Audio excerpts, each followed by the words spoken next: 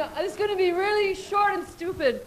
I was much more nervous about introducing Patch than anything I've ever done. I don't know why. You know, I kept going to the loo at home, but on the door was a picture, and I referenced everybody of. Oh, you can't hear me, can you?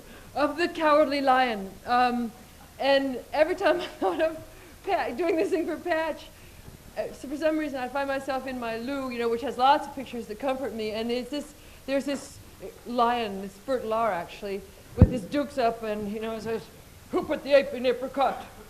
What I got that they ain't got? Courage, courage."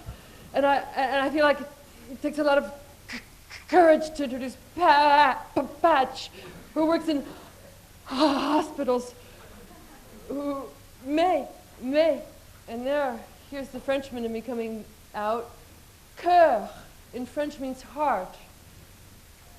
So I'd like to introduce an amazing immigrant, because he's crossed borders in both worlds, an illegal immigrant, a cross-dresser, and my knight with a shining red nose, Dr. Patch Adams.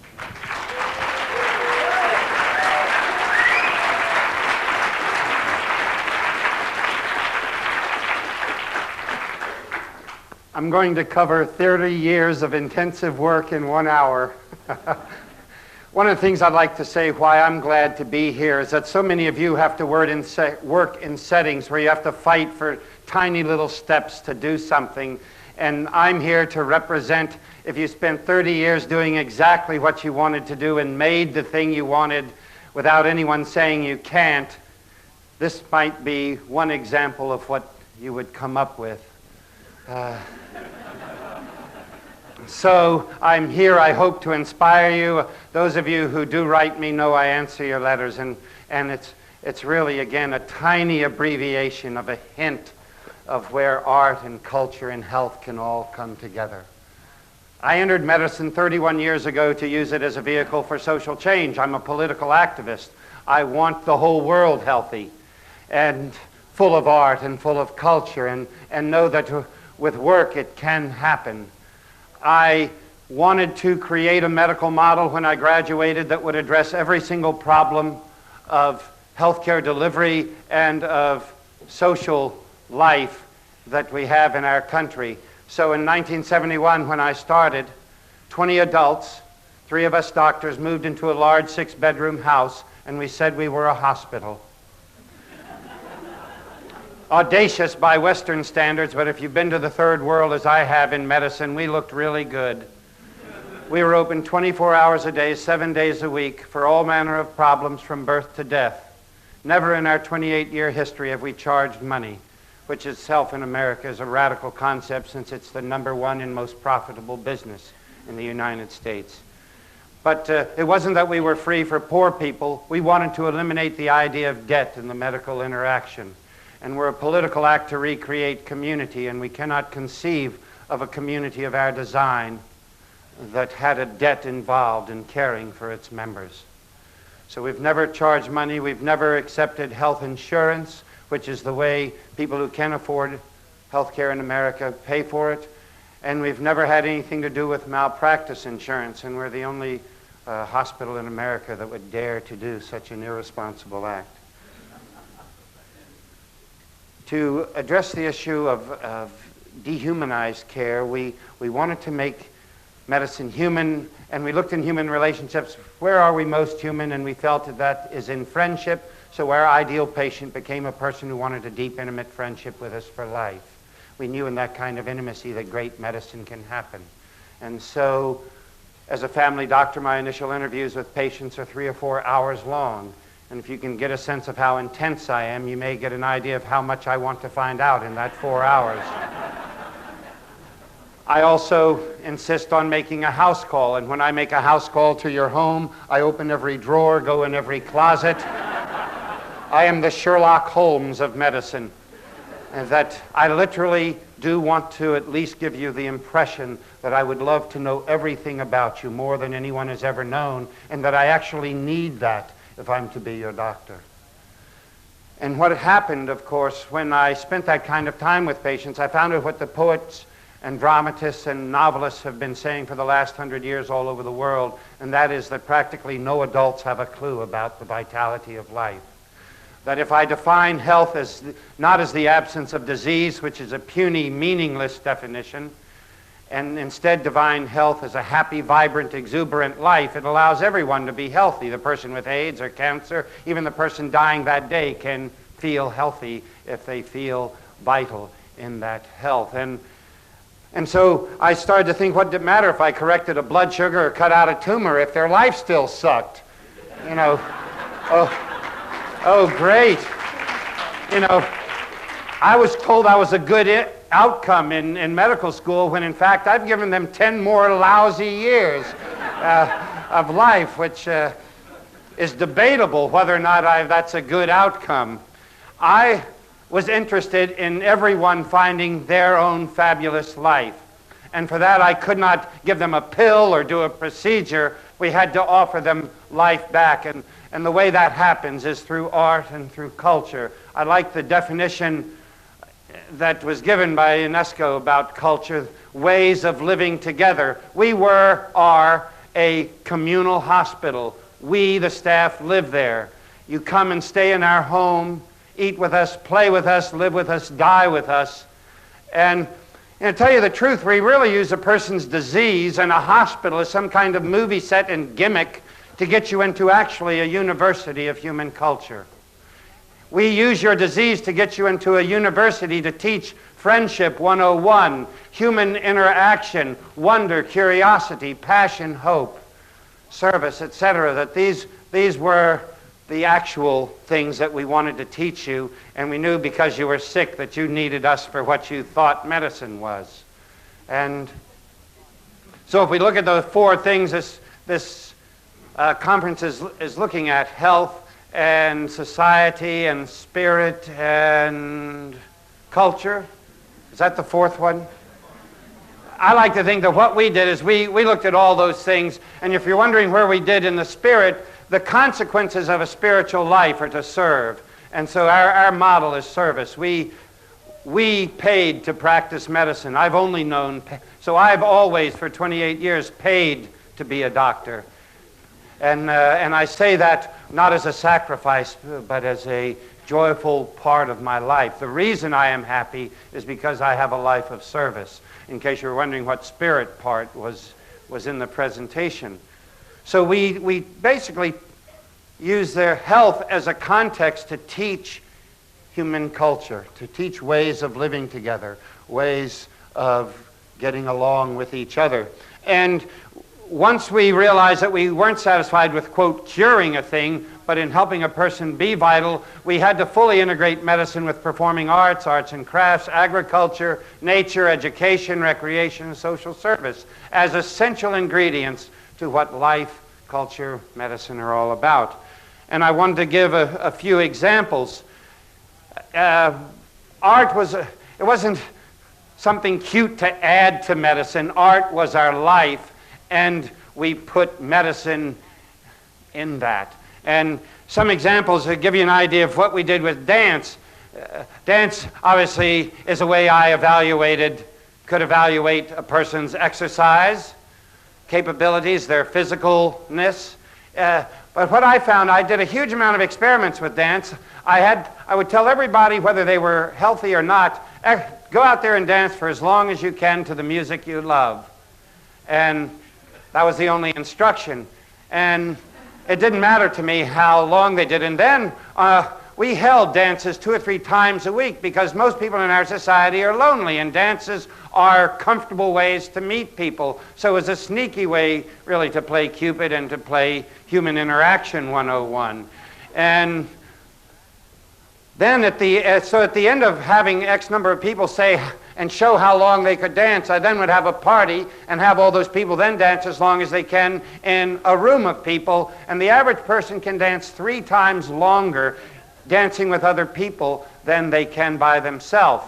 And really what that shows is how we feed each other, that way of living together, that by actually feeling the togetherness that the dance floor gives in that artificial way that a person has 3 times more energy to give to that activity through human culture. And again, I'm telling you a tiny part of what dance meant and what those evenings and dances meant.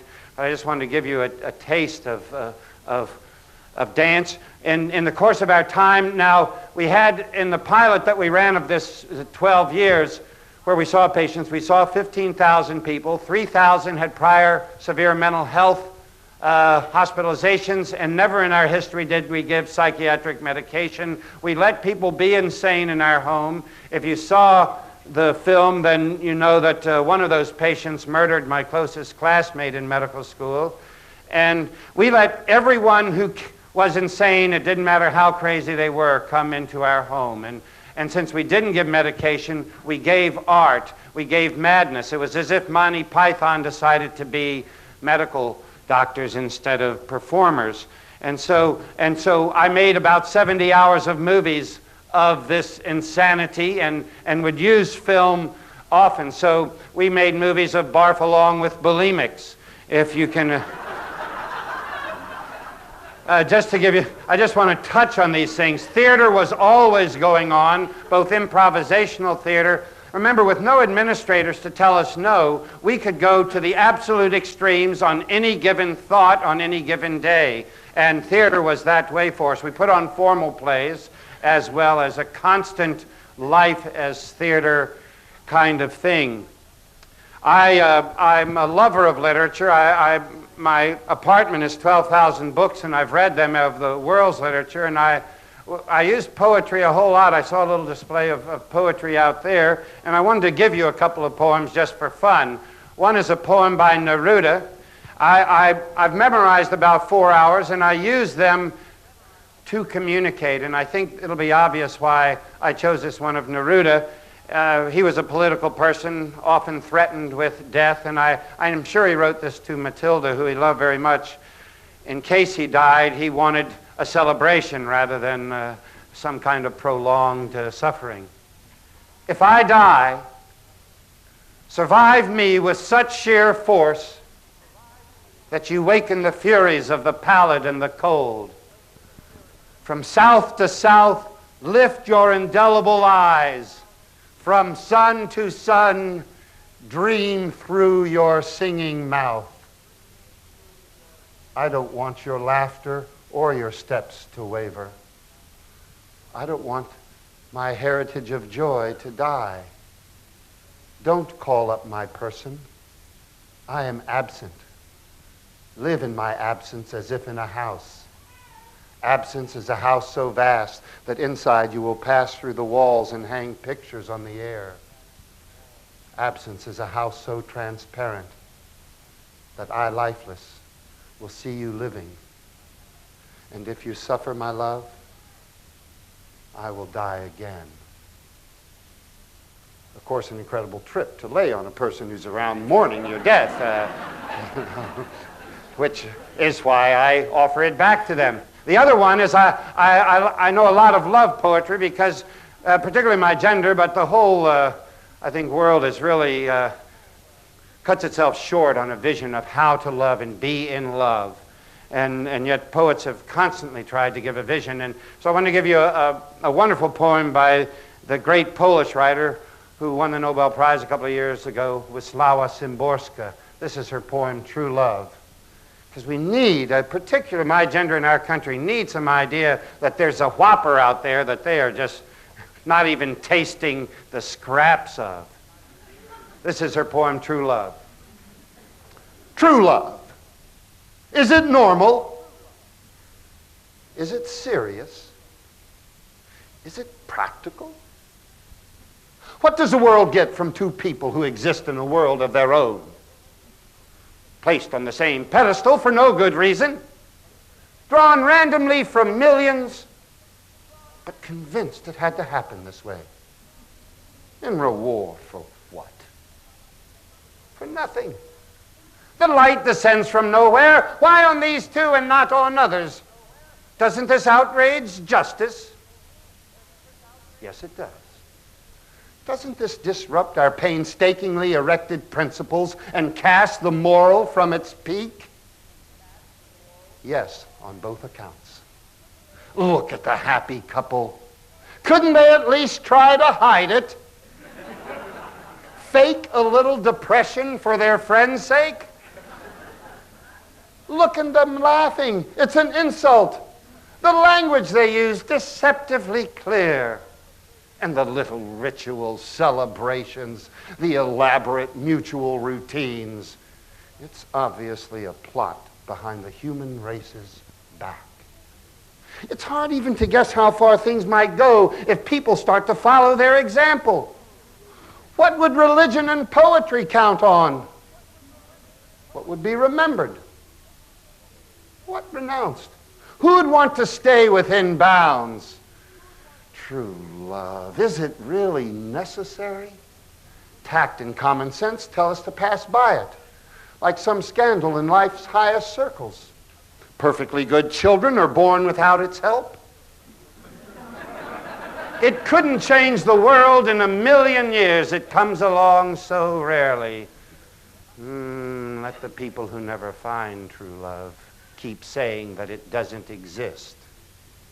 Their faith will make it easier for them to live and die.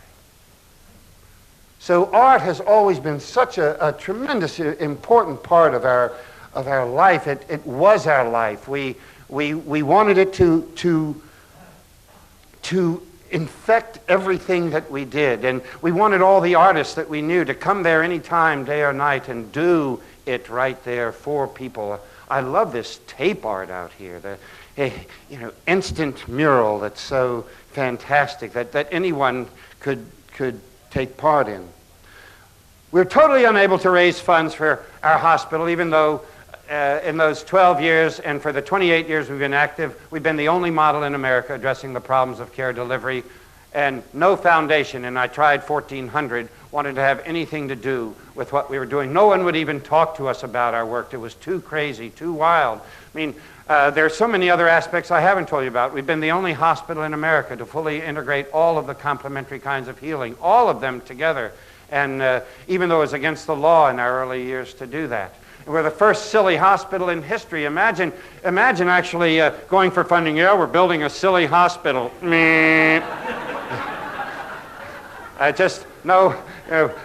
Foundation experts all say, you got to leave that one out. No silly hospital, even though there's not a single paper in the history of science that shows any healing qualities of seriousness whatsoever. There are thousands that show the value of humor, and still, we don't want a silly hospital. I can't tell you how outrageously I've been silly with patients. The film shows me going into rooms dressed as an angel with a harp and wings and talking about coming attractions. I've done that, and that's a minor thing for what we've done in using humor around the most profound of suffering. Our irresponsibility was colossal in that regard.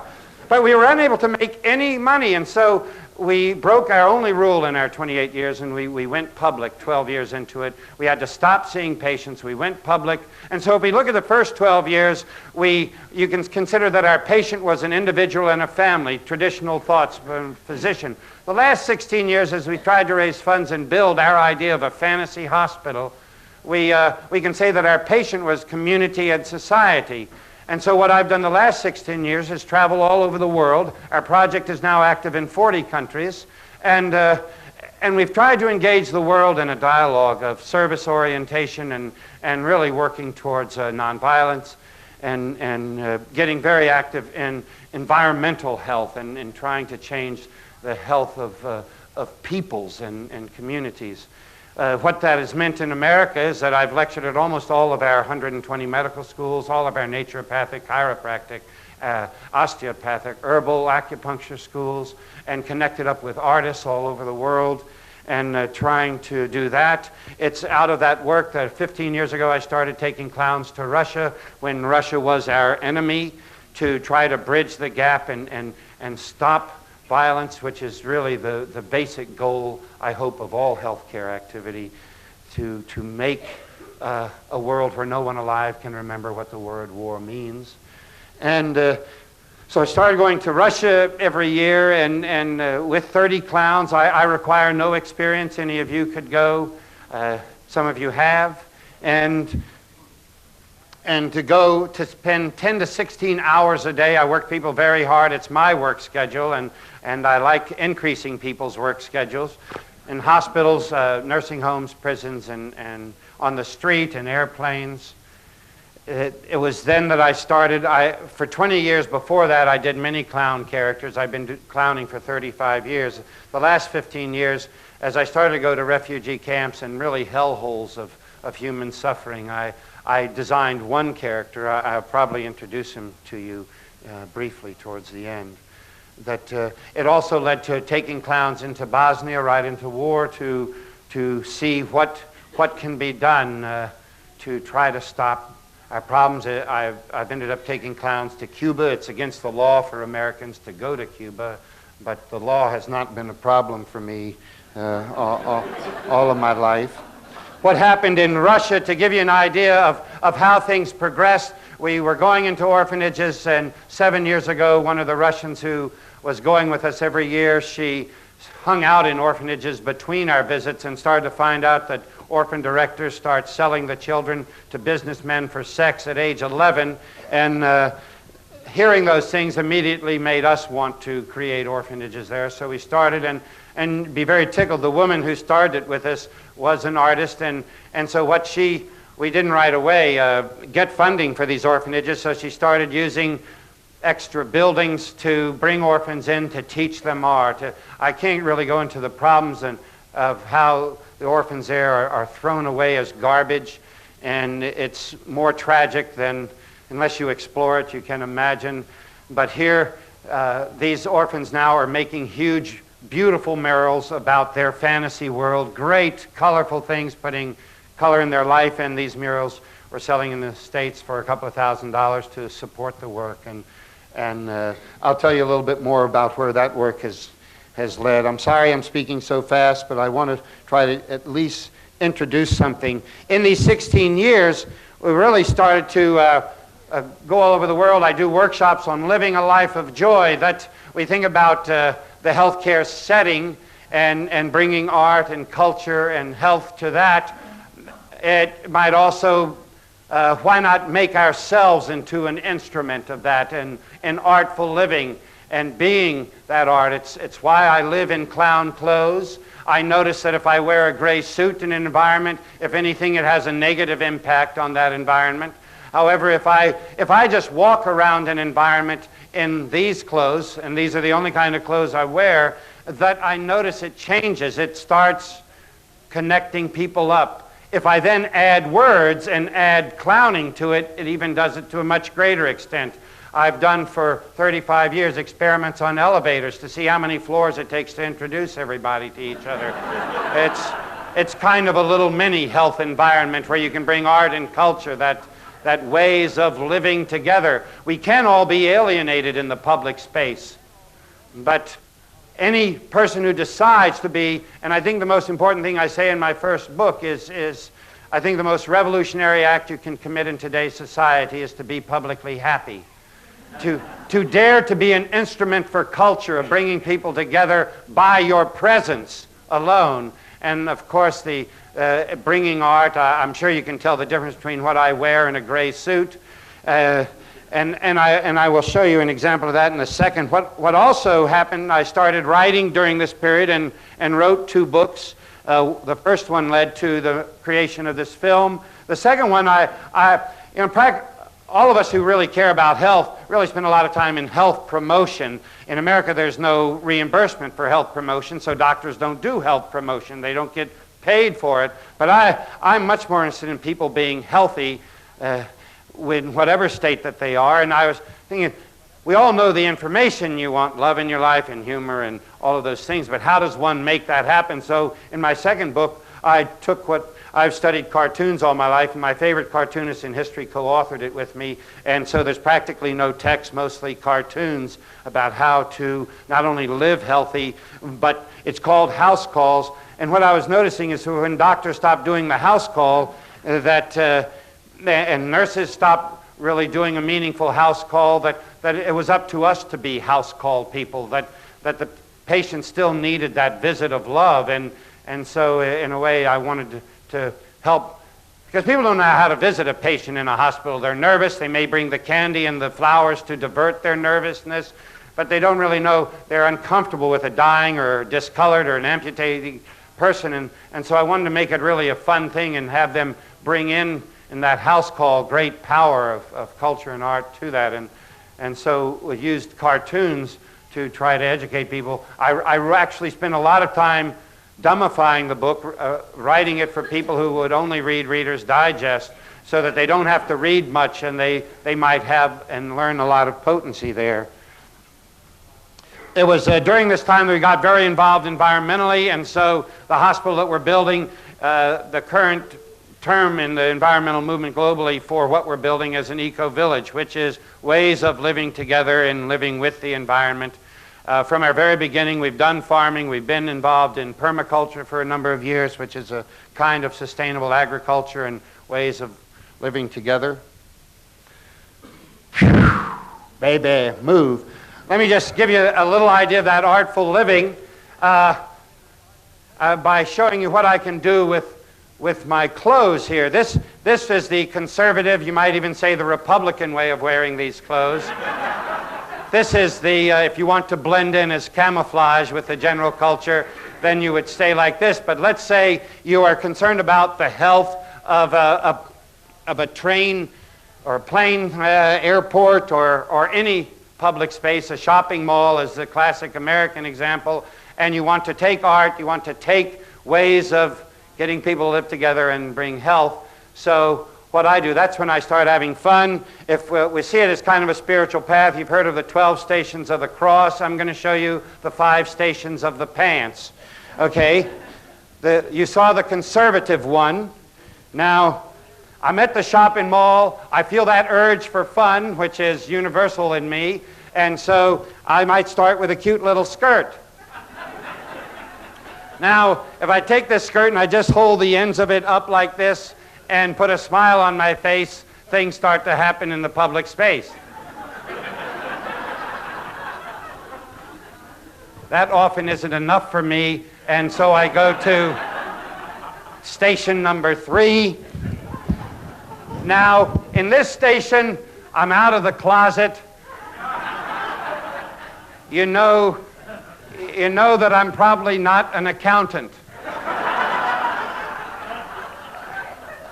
I've done this all over the world in remote villages in Africa and India, and for some reason when I pull up my pants, people start to laugh, to smile, and as soon as they are smiling and laughing, they're more comfortable with the person standing next to them.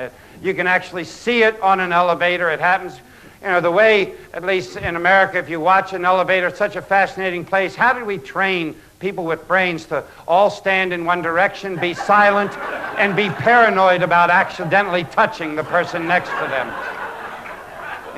It shows you just how unhealthy we are as a society. However, if I walk in an elevator like this, the elevator experience changes. And I haven't started clowning. It's very interesting to me, the whole idea of making the public space, instead of something you walk quickly through where there's strangers you might be frightened of, if instead of you saw every stranger as your next best friend, then it becomes a very different thing. If I just pull up my pants, remember there's no clowning here, nothing you have to learn.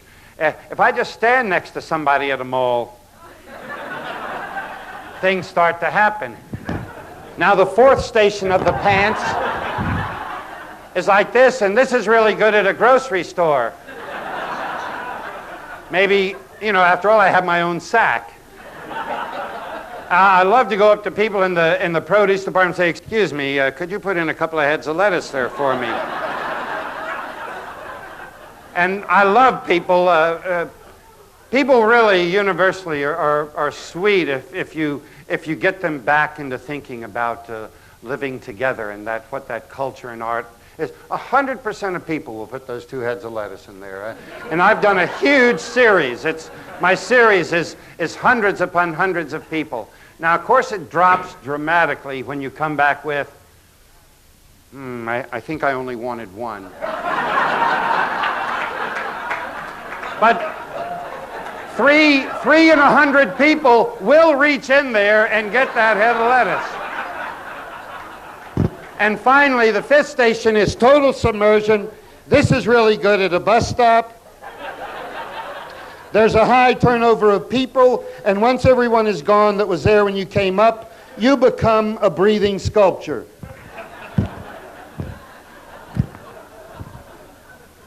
And I note something that it's funny. People will come up and stand right next to you and for some reason think you can't hear anything.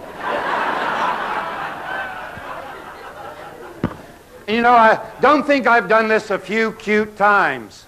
I mean, I am in my, I call it really public health, to tell you the truth. I want to really try to convey that it is important to bring joy into a dying child's room and to their family, but I want to say that it's no less important to do the same thing to the waitress at your table. That it's absolutely the same thing. That in fact the actual despair of loneliness or the despair of troubled lives is as great as dying of cancer in a bed as a child. That they're the same thing, and that you have the opportunity when a waiter comes to your table to either ask their name or not, to look them in the eye and engage them, even touch them. And that if you do it a lot, you get really good at it. And to where the whole public space is your domain, it's your neighborhood. And clowning and what I'd say universal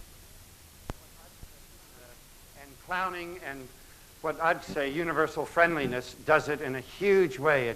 It changes your whole relationship with life. Let me tell you another thing. I am really concerned with violence, and for over 30 years, what I've noticed whenever I see violence in public, and you see it so frequently between parent and child, that if I see it, if I change into my clown character, which is easy because I'm carrying him with me, and that it stopped the fight 100% of the times. So I figured in 30-some years it stopped 20, 30,000 fights. And it's done it universally. It always stops the fight. And I've been experimenting and doing that with adults. I've been, in America, every town of any size has violent bars, and most people know them to avoid them. And so I travel all over America, and so often if I go to a town, I will ask them where the violent bar is. I'll go in at 8 o'clock as my clown character, and I'll stay till closing.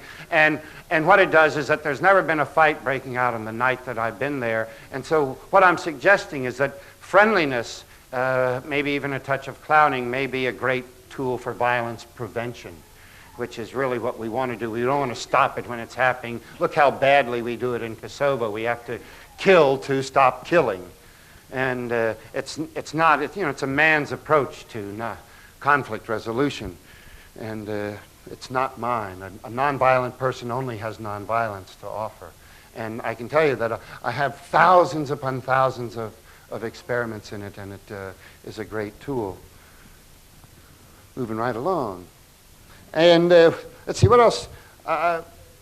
Maybe what I should do is tell you the consequences. I'm in a hyper-excited state. I mean, I live in a hyper-excited state anyway, but things have gotten even worse.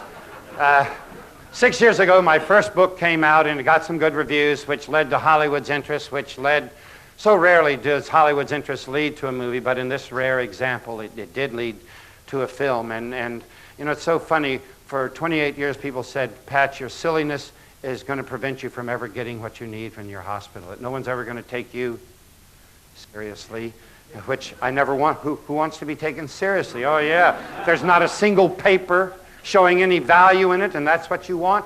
How adult. And to do what has no proof, in fact, a negative impact. But I was going to hold on to that. I was not going to make us serious in order to get money for our hospital. And the irony is that everything has come to me in my life through humor. It just took waiting. So the movie came out. It's a kindergarten version of me. If you're wondering, all of the humor in there is an understatement of the actual humor that is in my life, and even the tragedy is understated. And And real compassion, real generosity, real funny is much, much deeper than that film was able to convey. And yet it's done so well, particularly in our country, it's done so well, I think, because we're so far away from compassion as a value that any sign of it will be impactful. And it was certainly impactful. I was then able, to tell you the truth, before the film came out in December, and a $25 million building fund, after working 60 to 100 hours a week for 28 years with about 3 vacations in that time, I had $5,000 in that $25 million building fund. Of course, we owed nothing. We owned our land, and we had no debts, and we had no funds, really. What we're trying to build is we went to the poorest state in America, West Virginia, to build a 40-bed rural community hospital. We have 310 acres there, 3 waterfalls, caves behind the waterfalls, a 4-acre lake, a mountain of hardwood trees, rich bottomland that's had no chemicals in it for 18 years. And it's that setting, nature setting, that we are building a 40-bed rural community hospital with all of the kinds of medicine that a traditional hospital has and all of the complementary medicines, all the staff living in the hospital as a community, because we want to teach human culture. And the hospital is an arts-centered hospital. Everything about it will be art, and how we live there will be art. And of course, we're as interested in teaching what needs to happen in our environment as well, so it'll be a full farm, et cetera, et cetera. Well, what I wasn't able to do in 28 years, 6 weeks after the film came out, 2 groups approached me and have given me all the money I need to build a hospital. And I want to show you what that's going to look like.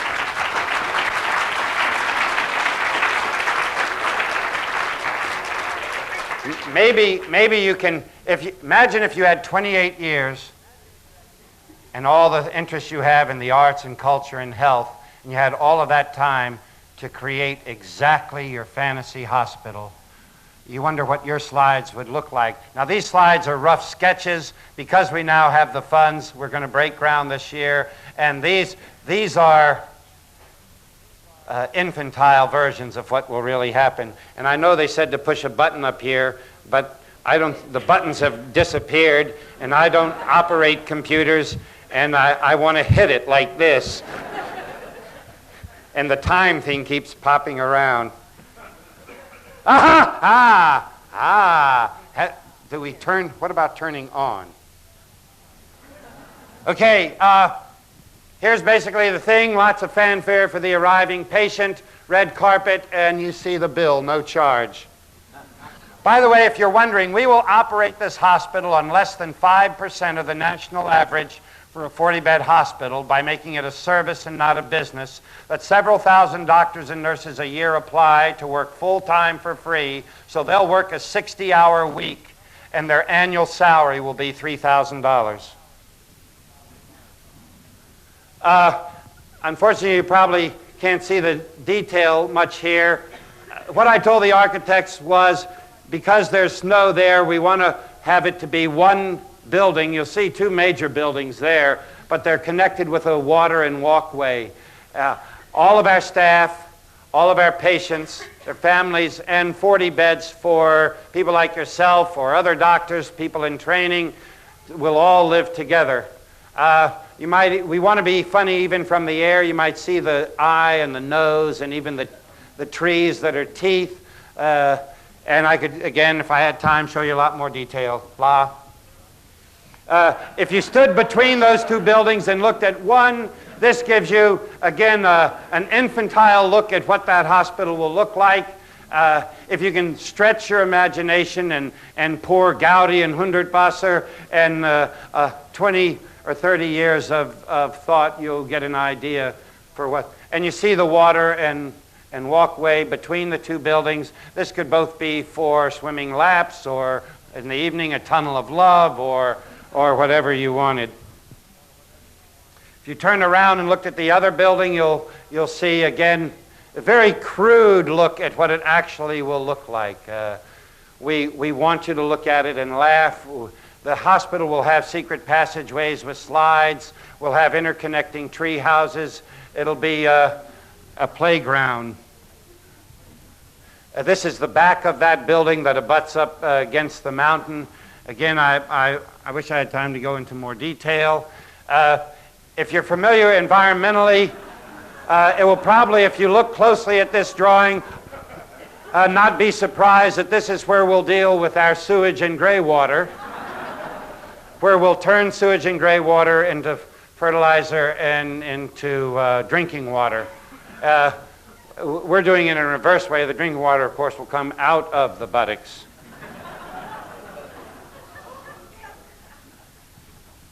And these are just some details. Again, I can't even begin to tell you how much more elaborate it'll actually be. This is just a quick sketch of the outpatient department. A lot of West Virginians live in trailers, and on your left there you can see that little part of a trailer is like an examining room, so it'll be something they're familiar with.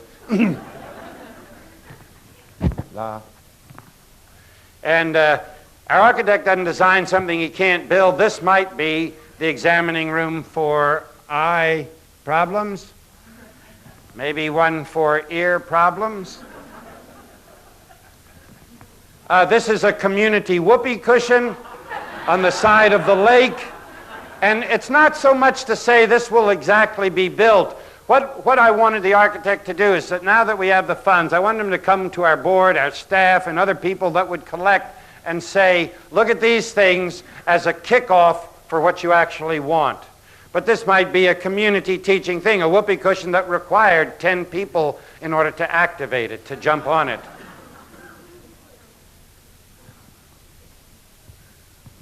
And these are just the trolley in the upper center. We could call our horizontal elevator. This could take, whether you're birthing or dying or disabled in some way or just kids that want to play, this could take you from the hospital through the gardens, through the lower waterfall, etc., and also be an object of play.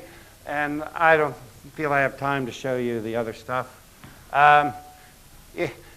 Believe it or not, the man laying across our laps, that's the Gesundheit accountant.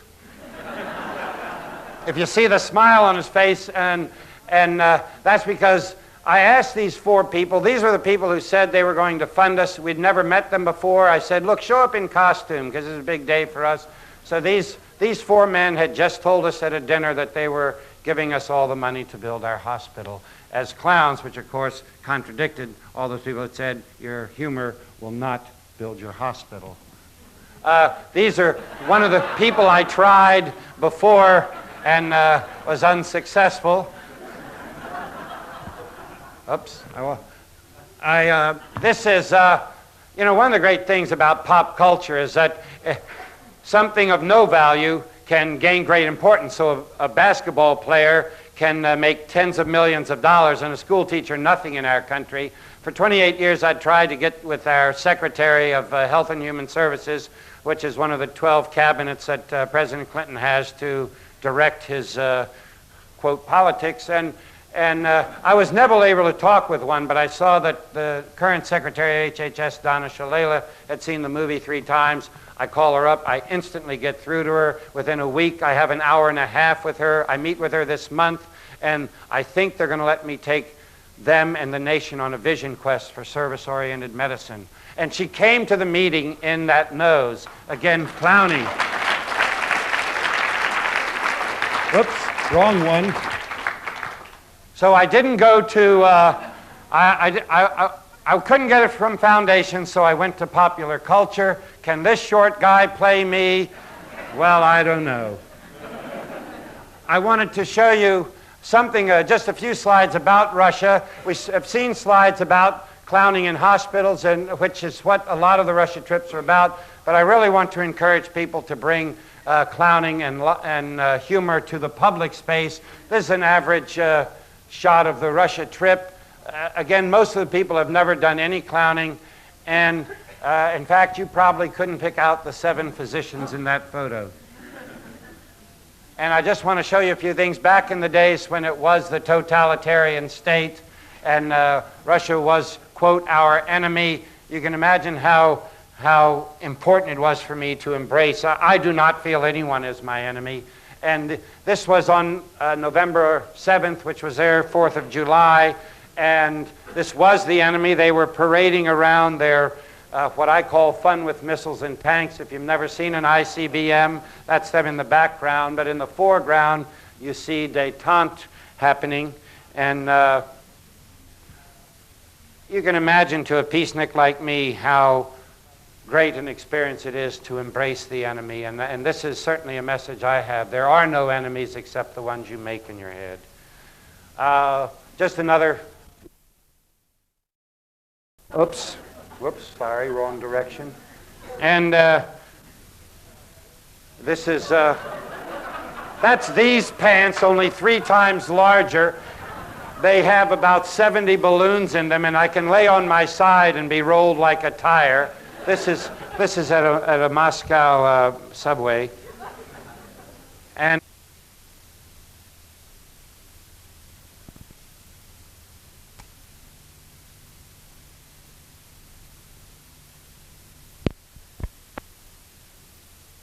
that's all we'll do there. We can have the lights. Wow. And I've got 5 minutes. I would like to, though, give the illusion. Could we have the... there's a subtlety.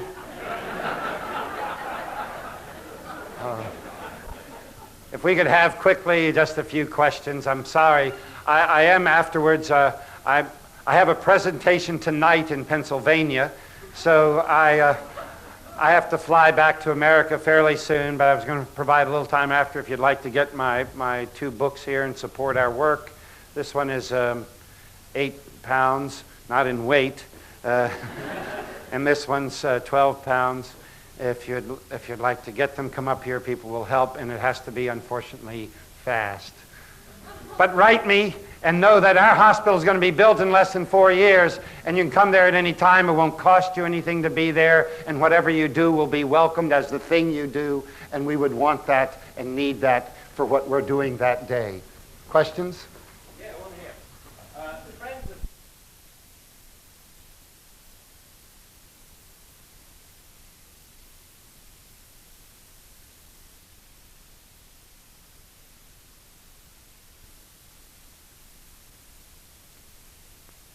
actually came to $1,000, and that's really frustrating because it would have been 1,000 and I could have just gotten a hand over whatever it was. But it's £600 and it's a present from the president. And it's actually for Bosnia, as you know. So from us to you, thank you. There's some of us here who know we all know who we are, and that's from me. That's got the real check-in. So don't lose that one. That's the one for the camera. Okay. Thank you. Thank you so much. Thank you.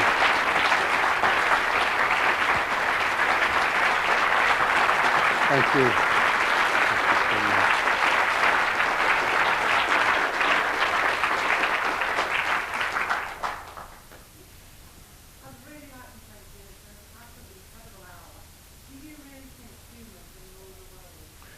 Well, I would never use the word rule. I mean, I've really been influenced by what is called in our country servant leadership. I mean, I don't want to rule. I want to work. I want to serve, and so you know, I find it very funny that we say things like humor therapy, and it's a redundant statement. Humor is always therapy, laughter or love therapy. I love it how the only way science is letting anything good in the hospitals is you have to add therapy to it. So there are poetry therapy, pet therapy. You know, at Gesundheit we have go for a walk therapy. You know, pick your nose therapy. We just every pleasure. So we desperately need humor and love in our world at levels that most humans never experience in their day-to-day life. We think nothing of hiding our love and our humor through frowns and grumpiness and indifference, and I'm interested in us projecting I'm daring all of you, aren't I? That when you shut the door to your house and go out into the public space, it is an irresponsible act for you not to be friendly.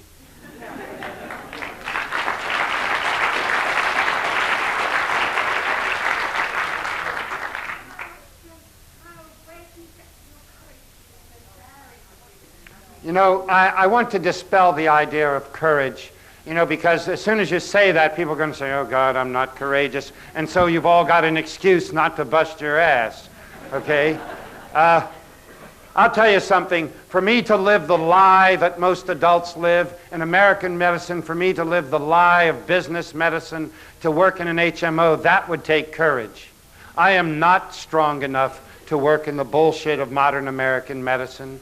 I don't have the courage to have enemies. I'm a meek. I need to get along. I need to work as feels good to me.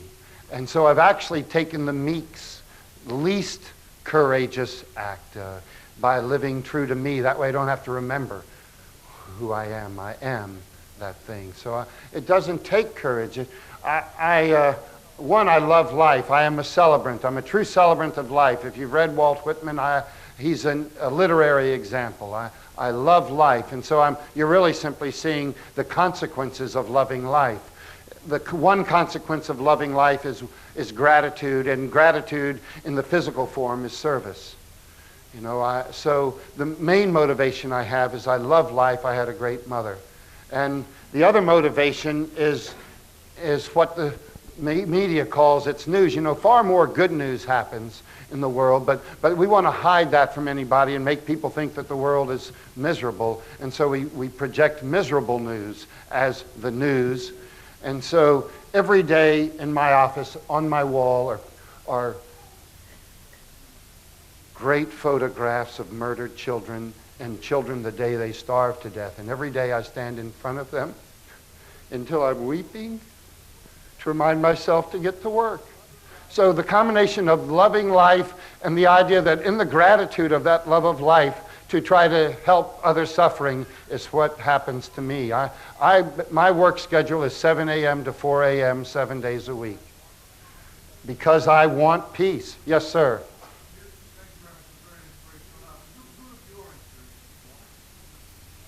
All of you? I love the tape art. I'm going to live on that tape art for the next couple of years. What's great about tape art is, damn, you've got a little roll of tape that most people would be indifferent to. And all of a sudden it becomes great expression. My mother gave me self-esteem, and as soon as a person has self-esteem, then everything is possible. I have no sense of impossible. But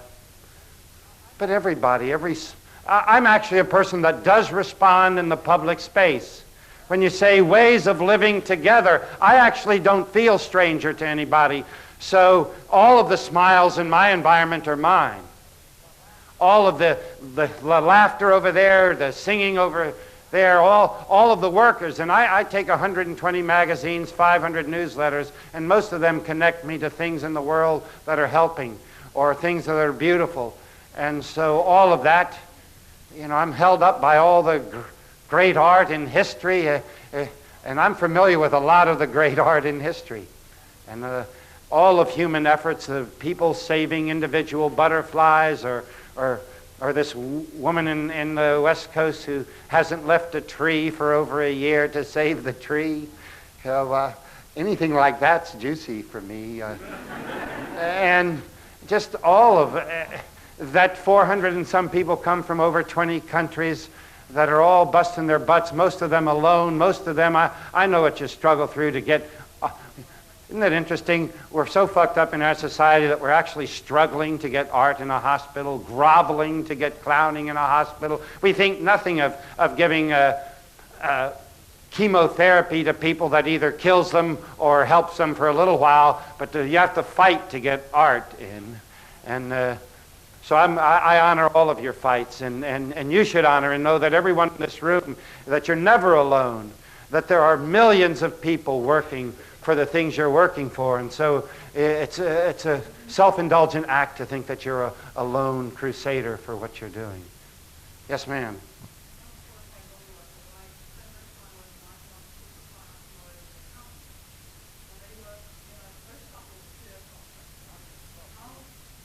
Not so subtle, but...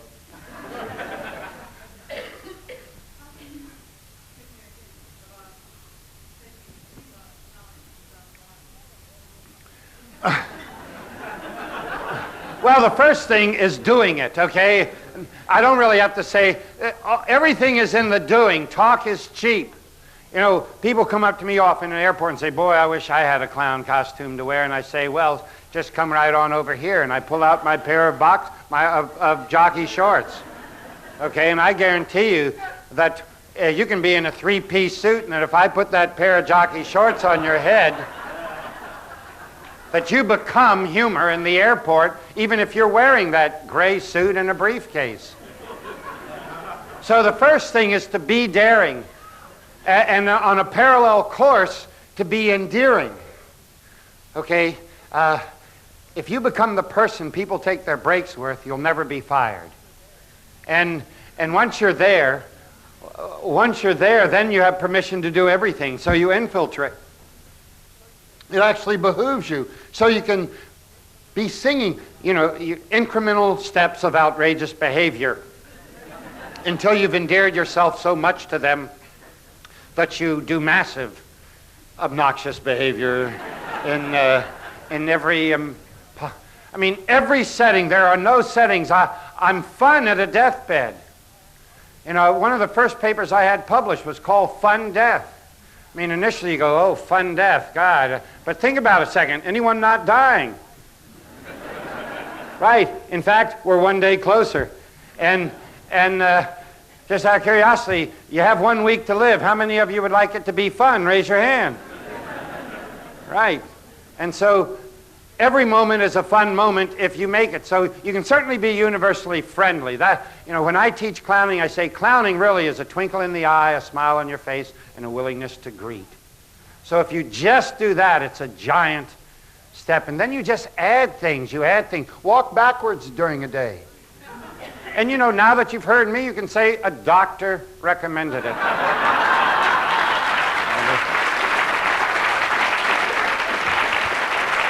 You know, you can even go on and on about stress reduction. You can quote papers. That kind of like, that helps some people. And you go, yeah, you know, well, the doctor recommended it, and I'm trying to reduce stress, and he didn't want to give me Prozac. And so he said if I walk backward 1 day a week in the office, you know, I can go just as fast, you understand? And, you know, I bump into things, but I'm getting better. And, you know, Monday is sideways walking day, and you might forget them. So a lot of it is, you know, given that most human behavior is this narrow and that everything else is the possible, then imagine if you lived outrageous for 30 or 40 years, where it starts going. You know, every meal is a food fight, sort of thing, or something.